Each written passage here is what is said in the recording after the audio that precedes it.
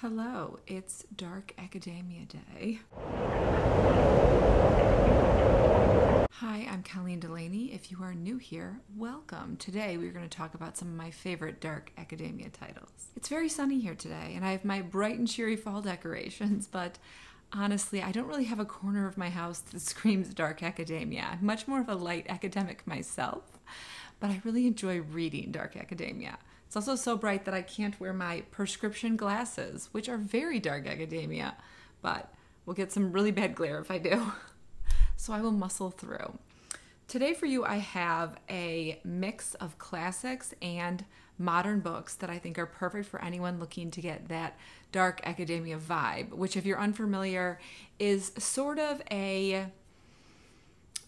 like an aesthetic, but in novels, I would say it's best described as books that take place in an academic setting, and they usually have some stuff going on, like maybe some murder, maybe some cult activities. Like that kind of stuff is what makes it dark academia rather than just an academia or a light academia novel. We'll start with the modern ones, and then we'll move to classics. To begin, I of course have to talk about what I feel like is slowly becoming the new Dark Academia Bible, and that is If We Were Villains by M.L. Rio. This book opens with Oliver Marks getting out of prison after 10 years, and the detective who put him there is now retired and basically says, "Can you tell me what really happened now?" And then we get the story of what really happened when Oliver was at this small liberal arts school and had this group of friends that were beyond obsessive with their coursework, which was almost entirely Shakespeare. I'm a huge Shakespeare fan, so I really enjoyed that aspect of the book. It's a really intriguing and engrossing story about obsessive natures, friendships, villains. I loved it. If you haven't read it and you like Dark Academia, please read it. I didn't read this until like a year after it came out, hence why I have the paperback. And I don't know what took me so long. Next, I have a book that I hemmed and hawed a bit about whether or not to put on the list. And that's because it's not very dark academia. It's more like mid-academia. But it's a new book that I don't think a lot of people have been talking about, so I wanted to tell you about it. And it's The New Life by Tom Crew. Now, first of all, the cover is very dark academia. I guess the bright yellow is a little jarring, but it's about two men who live in Victorian England, and they are writing a book together about homosexuality, and it's very taboo. Beyond that, it's illegal. So they are risking going to jail to write this book. This book reads like a classic. Like if there weren't scenes of men together, which there are, I would think this book was written in the late 1800s. The prose is very beautiful and like classic-like. Unlike most of the other books I'm going to talk about, there's no murder in this one, but there is a sense of unease because you are very concerned about what's going to actually happen to the main characters in this book. Next, I have a collection of 3 books by the same author, but if you have been sleeping on this author and like Dark Academia, you definitely need to pick her up. And it's Carol Goodman, who I love so much. I've talked about her in a lot of my videos. But she has 3 books in particular that I think are fantastic for Dark Academia. Many of her books are Dark Academia, not all, but many are. But these 3 I think are probably the best showcases of it. The first is The Lake of Dead Languages, which is her first novel, and this is about Jane, who is a recent addition to the staff of the boarding school she attended when she was in high school.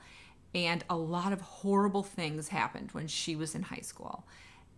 And weird stuff starts happening again, and she feels like history is repeating itself. It's a dual timeline, which I really enjoyed, because you get that vision of her in high school with her group of friends, and then her as a professor now. I think they call her a professor, but she's like a high school boarding teacher. And she's a mother as well who has a child. This is one of the only thrillers I've read multiple times. And I was just, when I was getting these books out, I was really enjoying how this just has like that like amazing old book smell. Because I bought it in 2004 when I lived in England, so I have the British cover. And it just holds a lot of wonderful memories for me. The next Carol Goodman I really recommend is The Sea of Lost Girls. This is my favorite book Carol Goodman has ever written. In this we have Tess, and she is a teacher at a boarding school she went to. These are common themes in Carol Goodman's work. And she has a son who's in high school. He calls her at like 2 a.m. one night and asks her to pick him up. And they have a deal that she'll come get him no matter what, and there'll be no questions asked. So she does that and brings him home, and he's like distraught. And the next morning when they wake up, her son Rudy's girlfriend has been murdered. And Tess starts to worry that either Rudy has something to do with it or saw something. At that point, we start to get flashes into Tess's past and why she has some concerns about Rudy and whether or not he might be violent. I loved this book. There's also really good, like, scary local folklore in it, which really added to the atmosphere. And lastly, though I do really recommend you check out most of Carol Goodman's books, I have The Bones of the Story, which is her newest novel. It came out this summer. This is about Nell, who is a dean at a small liberal arts college, and there's this big weekend coming up in which a bunch of her friends from college are coming to like go to this charity event for a professor they had who died when they were there.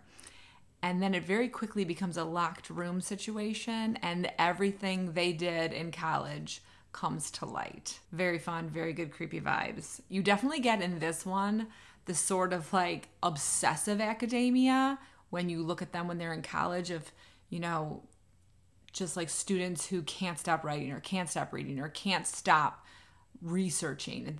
This story has a lot of that in it, and I loved it. Next is The Maidens by Alex Michaelides. I got that from the library, so I don't have the hard copy of it. This takes place in Cambridge, which I do think is one of the most dark academic settings you can get.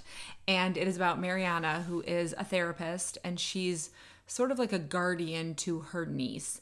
And her niece calls extremely upset that one of her friends has been killed at college. And Mariana travels there, and she becomes obsessed with their professor, Edward Fosca.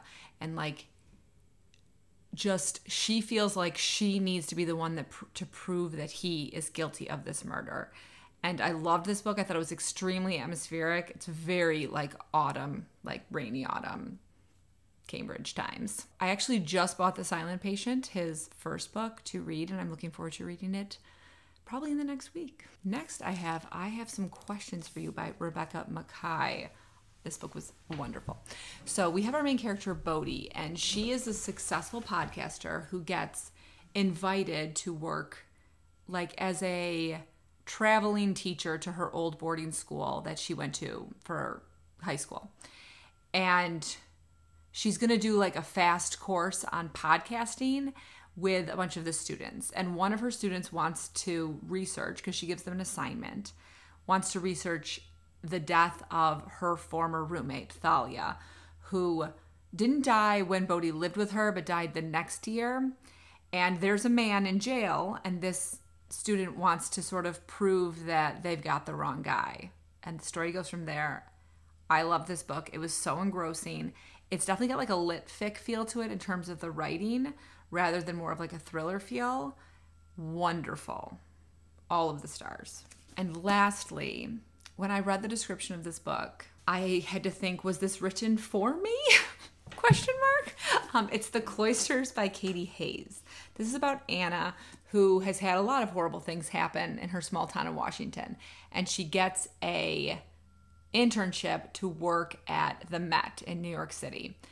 She kind of like says goodbye to her life in Washington. She's extremely alone. Moves to New York, gets there, and the Met's like, oh, actually the guy you were supposed to work with like went to Germany for the summer, so sorry, we don't have a position for you. And while she's like watching her life crumble, a man who works at the Cloisters, which is a medieval art museum in New York, says he can use her. The biggest disappointment about this book is the fact that I've been to New York several times and didn't know this museum existed, and now I have to go back. But what we get embroiled in is some very interesting interpersonal relationships at the Cloisters, but also they are trying to find the oldest set of tarot cards in existence. And I love tarot cards. I have like, I don't know, 12 different tarot decks probably. And so talking about the tarot art in here was fantastic. I really, really enjoyed it. Now let's switch over to some classics. First, I have Northanger Abbey by Jane Austen, which is always an interesting recommendation for dark academia because Catherine Morland's not necessarily an academic, but she becomes obsessed with Gothic novels in this book. So you get a lot of fun Gothic novel vibes. It's kind of like if you want to read a dark academia that's sort of making fun of itself, I recommend Northanger Abbey. Also, if you don't want to read Northanger Abbey, the version of like the TV version with, I'm going to forget her name now, Felicity Jones, and I can't think of who played Mr. Tilney, is wonderful, and I really recommend it. Next, I really recommend Frankenstein by Mary Shelley. While it doesn't have like the same academic feel because it's not like philosophical, well, it is very philosophical. It's not like, you know, like Latin and literature. It is very like science. I think it's a wonderful dark academia read. One, because it's basically the first science fiction novel ever written. Two, when Mary Shelley wrote it, like in a fit in a summer house with Byron and her husband, and there was someone else there whose name I can never remember. It was a very like dark academia setting, all these writers like trying to have a contest to see who could write the best story, and Mary Shelley won. And I think the philosophy and the philosophical, the ethics, the ideas that come up in this story are wonderful. I'm sure you're familiar with it, but if not, Frankenstein is the story of a doctor who decides to try and reanimate life. Doesn't go well. Next, I recommend The Picture of Dorian Gray by Oscar Wilde. I forgot to mention when I was talking about the book The New Life by Tom Crew, Oscar Wilde is like a tertiary character because he's around the same time period. And I think he's a very fascinating human to study. The Picture of Dorian Gray has lots of dark Gothic vibes. It's about a man who sells his soul to the devil and doesn't age, but a painting ages instead. I haven't read this book since 1998, and I loved it then. It was a book I had to read for my British literature class, and I thought it was phenomenal. I have kind of a broad recommendation next, and that is The Tragedies of Shakespeare. Now, in particular, if you want me to recommend one to you, I would say probably Hamlet has the most dark academia feel, because you get that sort of, I feel like in a lot of these books, we're dealing with youth, people making weird mistakes when they're young that have to do with learning. And that's sort of how I view Hamlet. He makes a lot of youthful mistakes, not necessarily to do with learning, but I'm a huge Shakespeare fan, so if I can ever recommend Shakespeare to you, I will. One of my favorite classics, which is a little off the beaten path, is The Stranger by Albert Camus, and it is just a dive into existentialism, which when I was younger thought was a very cool philosophy to study. So I recommend you do the same. It's still a very fast read. I've read it 2 times in English and 1 time in French because I used to be like a super studious, dark academic. I was always a light academic person for a good portion of my life. But I do really recommend that book just because the writing is wonderful. The philosophy is amazing. I think existentialism is fascinating. So yeah, if you've never delved into anything existential, I think The Stranger is a good place to start. And then lastly, Jane Eyre by Charlotte Bronte. Jane Eyre is an interesting book for me. I had to read it 3 or 4 times for school. And the first time I read it, I adored it. I loved that book so much. The first time I read it was in my British literature class, which was in 1998. Let's see if I can remember all my years correctly. And then I read it again when I was a freshman in college in I think 2001. And then I read it again when I was a sophomore in college in 2002. And I can't remember if I read it in 2004 or not. I think I did for another class I took. By the time I had read it that many times, I was very sick of the story. And so for a long time, I sort of shunned Jane Eyre. But now as I reflect back on the story, it is really phenomenal reading about her character. And I mean, Charlotte Bronte wrote a twist that I feel like was probably the best twist that had ever happened in a novel at that time period. And the vibes in that novel are phenomenal. So, read it for the vibes too. And those are all my dark academic recommendations. You will notice The Secret History is not on here because I have not read it. I did get it out of the library last year, and didn't read it. I think I read like the first 2 pages. I just didn't read it. And I do think I'll read it at some point. I want to purchase that so I don't have like the pressure of my return date at the library.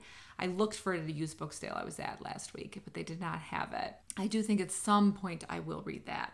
If there are any other dark academia books that you love that didn't make it to this list, please let me know in the comments. I've read a lot more dark academia titles than these, but these are my favorites because I only want to recommend you my favorites. If you want to let me know you made it this far in the video without leaving a comment, please drop me a skull emoji because that's very dark academia, very cloaks, very daggers, very translating Latin in some sort of building you're not supposed to be in.